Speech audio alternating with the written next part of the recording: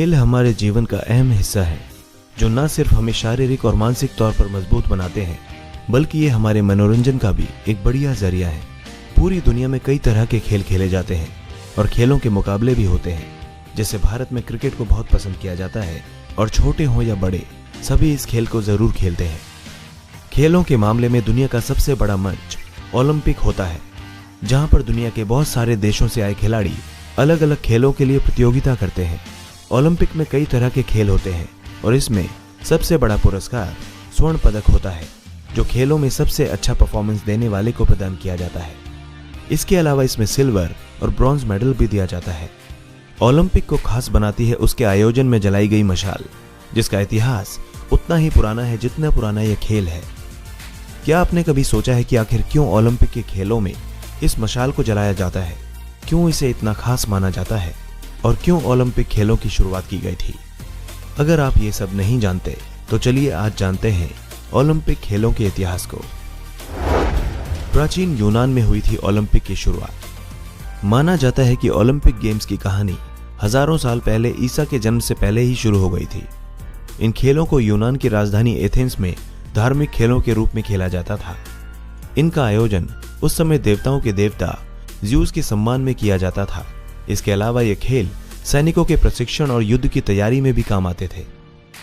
धारणाओं की माने तो उस समय ओलंपिक्स में मुख्य रूप से रथ की सवारी, घुड़दौड़, कुश्ती, दौड़ और मुक्केबाजी शामिल होते थे। इन खेलों के साथ ही ओलंपिक में एक मशाल भी जलाई जाती थी। माना जाता है कि उस समय ओलंपिक की मशाल सूरज के जरिए जलाई जाती थी। इस मशाल को तब तक जलाए रखा जाता था जब तक खेलों का समापन न हो जाए। ओलंपिक की यह मशाल शुद्धता, जीवन और खुद को निपुण करने की हमारी कोशिश को दर्शाती है। आज की ही तरह इस मशाल को उस समय भी ओलंपिक खेल के प्रतीक के रूप में प्रयोग किया जाता था।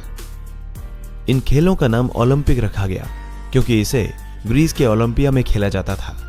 प्राचीन समय में जो खिलाड़ी जीतता था उसे इनाम के तौर पर एक मूर्ति दी जाती थी। प्राचीन ओलंपिक खेलों का आखिरी आयोजन 394 ईस्वी में हुआ था। उसके बाद रोम के सम्राट थीडोसिस ने इस खेल को मूर्ति पूजा का आयोजन बताकर इस पर प्रतिबंध लगा दिया। जब ओलंपिक की शुरुआत होती है तो इस मशाल को जिस देश में खेल आयोजित किए जा रहे हैं वहां ले जाया जाता है और ओलंपिक का अंत होने तक यह लगातार जलती रहती है। बहरहाल, जब खेल पर रोम के सम्राट ने प्रतिबंध लगाया तो सैकड़ों सालों तक इन खेलों का आयोजन नहीं किया जा सका और लोगों ने इसे भुला दिया। आधुनिक ओलंपिक्स की शुरुआत। ओलंपिक्स की दोबारा शुरुआत 19वीं शताब्दी में फ्रांस के पियरे दी कुबर्तिन के प्रयासों के कारण हो पाई। कहते हैं कि उन्होंने इतिहास के इस खेल महोत्सव के बारे में सुना था, इसलिए उनके दिल में हमेशा से ये इच्छा थी कि वे भी ऐसे खेल शुरू करवाएं जहां हर कोई आकर खेल सके। माना जाता है कि पहली बार 1896 में ग्रीस के एथेंस में इन ओलंपिक्स की फिर से शुरुआत हुई। हालांकि शुरू में इस खेल के अस्तित्व को बचाने के लिए काफी संघर्ष करना पड़ा। शुरू में यह इतना लोकप्रिय नहीं हो पाया। यह इतिहास का केवल हिस्सा था जिसे हर कोई भूल चुका था। लोगों को इसकी ओर आकर्षित करना बहुत ही मुश्किल काम था। फिर भी पियरे दी कुबर्तिन ने थोड़ा बहुत लोगों को इसकी ओर खींच ही लिया था। कहते हैं कि पहले ओलंपिक का बहुत बढ़िया तरीके से आयोजन नहीं हो पाया था। शुरुआत में विश्व की महाशक्ति जैसे अमेरिका और रूस ने इसमें दिलचस्पी नहीं दिखाई। बाकी देशों ने भी इसे कुछ खास तवज्जो नहीं दी। हालांकि पियरे दी कुबर्तिन ने हार नहीं मानी और वे ओलंपिक का आयोजन करते रहे। वे बस इस उम्मीद में थे कि एक दिन तो यह प्रसिद्ध होगा ही। जब मिली ओलंपिक को पहचान। ओलंपिक को एक नई पहचान उसके चौथे आयोजन में मिली जो लंदन में हुआ था और इसमें करीब 2000 खिलाड़ियों ने भाग लिया था। इसके बाद धीरे धीरे यह खेल प्रसिद्ध होता चला गया और दुनिया की महाशक्तियों अमेरिका और रूस के इस खेल में आ जाने के बाद इसकी शान और बढ़ गई। इसके बाद से इस खेल में पदक जीतना देश की प्रतिष्ठा के रूप में देखा जाने लगा। आधुनिक ओलंपिक गेम्स का आधिकारिक प्रतीक 5 इंटरलॉकिंग रंगीन छल्ले हैं जो उत्तरी और दक्षिणी अमेरिका, एशिया, यूरोप, ऑस्ट्रेलिया और अफ्रीका महाद्वीपों को दर्शाते हैं। इसके अलावा ओलंपिक्स का झंडा सफेद रंग का होता है। 1924 के बाद ओलंपिक गेम्स काफी मशहूर हो गए। जब इसका 8वां संस्करण पेरिस में हुआ, उस साल करीब 3000 खिलाड़ी जो 44 देशों से आए थे, जिनमें 100 से ज्यादा महिला खिलाड़ी थीं, उन सभी ने हिस्सा लिया। इसके अलावा ओलंपिक के इसी संस्करण में पहली बार क्लोजिंग सेरेमनी भी की गई थी।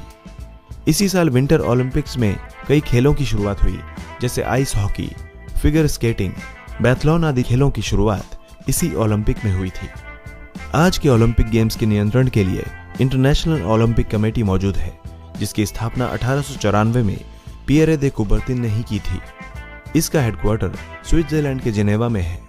ये कमेटी ओलंपिक का नियंत्रण करती है और इसके अलावा किस देश में अगले ओलंपिक्स होने हैं इसका फैसला भी यही कमेटी करती है। इस कमेटी का निर्माण 100 सदस्यों से होता है, जिसमें नेशनल ओलंपिक कमेटियों के सदस्य भी शामिल होते हैं, जिनका काम अपने अपने देशों में खेलों को बढ़ावा देना है। आज जिस भी देश में ओलंपिक होता है वहां पर ओलंपिक के शुरू होने से पहले ओपनिंग सेरेमनी होती है।